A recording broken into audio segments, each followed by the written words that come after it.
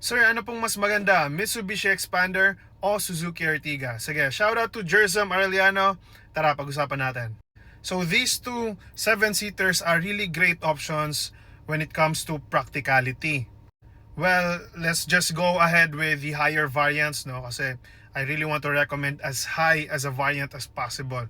So with the Suzuki Ertiga, I think around 1.1 or maybe 1.2 million. And then si Expander is nasa around 1.3 yung top of the line, which is the Cross.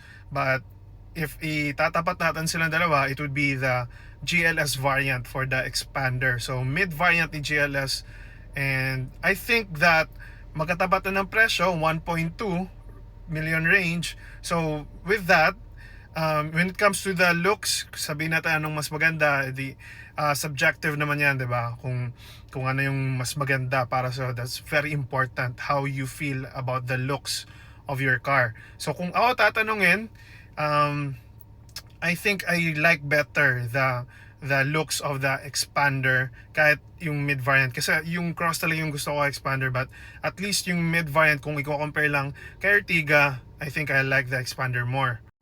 Pero sophisticated rin naman yung looks ni Ertiga, it's classy, okay rin naman. But yung interior ni Ertiga, sobrang okay. You will think, hindi siya, like mabibigla ka talaga how spacious the Ertiga is. It's actually very underrated when it comes to the space and practicality. And naka-hybrid or mild hybrid ka na rin kay Ertiga. So fuel consumption, really panalo si Ertiga. Medyo mas rugged lang talaga ng konti si Expander, pero pinakalamang din ng Expander GLS mid variant is meron na siyang 360 degree camera. Okay, so I think with this one, I'll be going for the Expander if ako tatanungin. And but si Ertiga, gustong gusto ko yung dashboard niya, malaking infotainment screen, parang may iPad. So just go ahead and check it out for yourself.